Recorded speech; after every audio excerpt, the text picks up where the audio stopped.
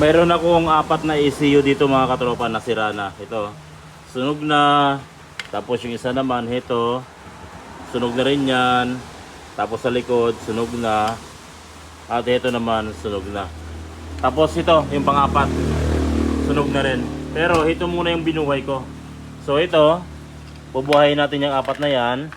At ito naman, yung binuhay ko na. Ito yung ating ECU simulator. Ang kagandahan mga katropa, kung mayroon kayong ganito, ECU simulator, kahit na wala yung motor, syempre kung wala kayong ginagawa, naayos niya yung mga sirang ECU na nakatambak sa inyo. Dahil meron na kayong pagsasalpakan, tulad nito na mayroon ng ECU simulator. Hindi na natin kailangan na makisalpak dun sa customer, or hindi natin kailangan na yung motor ng customer dahil meron na tayong ECU simulator. So sisipagin na tayong mag-repair ng mga sirang ECU. Ito natambak sa akin tong apat na to dahil wala naman ako mapagsalpakan na motor pag tuwing kinakalikot ko, medyo tinamad ako. Pero nung nagkaroon ako ng ECU simulator, naharap ko ulit itong apat na ECU na to. Ngayon sa ECU simulator mga katropa, meron tayong keyless at meron tayong with key. Ito yung disusi. So itong ginagawa ko na to na ECU ay BBP, yung Aerox version 2. Subukan natin dito sa ECU simulator natin. So malalaman natin to kung maayos yung pagkakagawa natin dito sa ECU. Siyempre iilaw yung fuel pump, injector,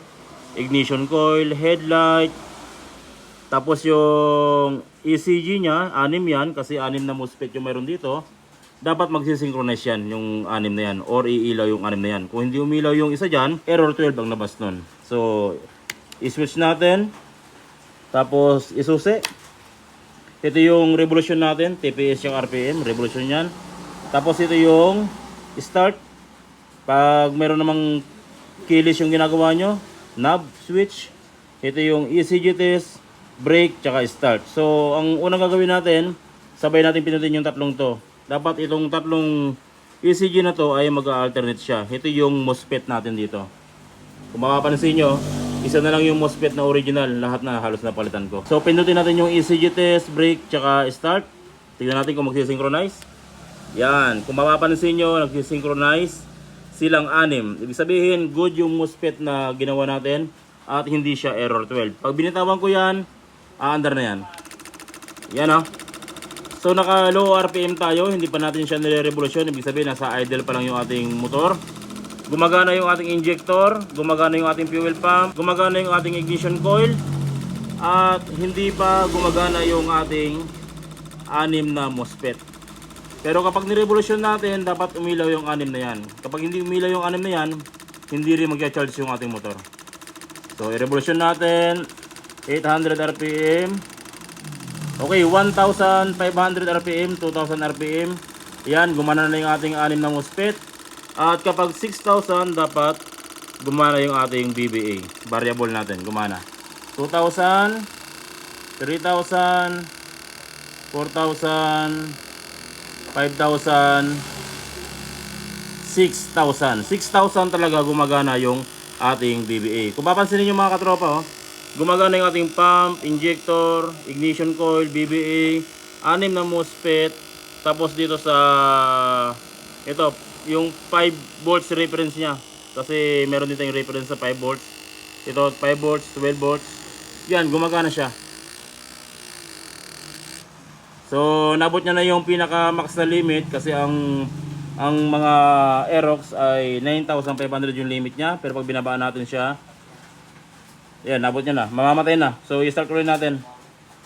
Pag nabot niya yung limit niya, mamamatay siya. Ayan. Start.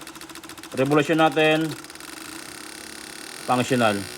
Ngayon, ang kagandahan mga katropa, kapag mayroon kayong ECU simulator, makikita nyo na agad kung ano yung wala dyan, kung ano yung hindi mga gumagana sa ano natin, sa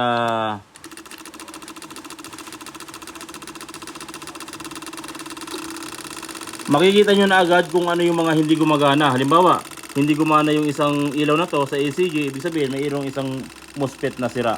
Or kung hindi naman gumana lahat, ibig sabihin halos lahat yan sira yan. So kung mapapansin nyo dito mga katropa, mayroong hindi umiilaw. Umiilaw na injector, pump, yung kanyang mga MOSFET umilaw na, pero hindi umilaw yung kanyang ISC. So ibig sabihin hindi gumagana yung ISC natin o yung nagko-control sa ating idle. Kasi dito hindi ko pa nagagawa yung ISC. Ito part ito ng speedometer, pero dito rin kumukonsumo or kumukuha ng supply yung ating IC dito sa MOSFET na to. Kung mapapansin nyo, blanco, kaya hindi gumagana yung ating IC. So doon pa lang meron tayong basihan kung ano yung nawawala sa ating ginagawa dito sa ECU. Kung mapapansin nyo, hindi umila yung IC kasi wala siyang MOSFET dito. So ito na yung MOSFET natin mga katropa. Nilagyan natin siya ng MOSFET. Yung MOSFET na ito mga katropa, dalawa yung function niya. Error 42, pag wala kayong speedometer, ito yung papalitan nyo. At kapag may problema yung IC nyo, minsan ito rin yung kanyang problema. So kung kanina, yung IC hindi gumagana dahil wala siyang MOSFET, ngayon subukan natin. Ipapakita ko sa inyo na napakadali niyang ma-detect kung ano yung wala sa ECU. So i-on natin, isusi. Mapapansin nyo, gumana na yung IC nya.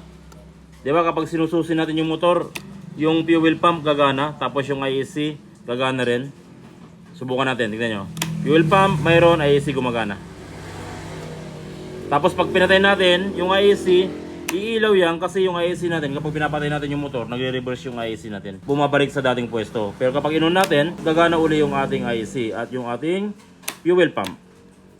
So parang motor din talaga siya. So pagkatapos niyan, i-brake natin, tapos start. Yan, gumana na. I-revolution natin. Kung makapansin nyo, may ilaw na rin yung ating IC. At yan, kompleto na yung ilaw niya.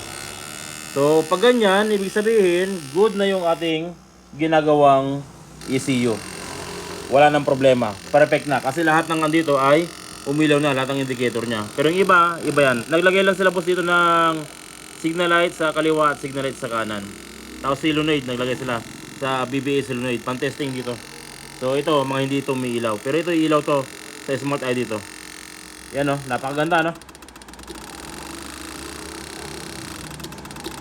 So kung sakali mga katropa, magustuhan nyo yung ganitong klaseng ECU simulator, mabilis ang trabaho natin at mabilis nating ma-detect kung ano yung nawawala sa nire-repair natin, pwede nyo akong kontakin. Iiwan ko lang yung contact number ko sa taas ng ating video description para pwede nyo tawagan regarding dito sa ECU simulator.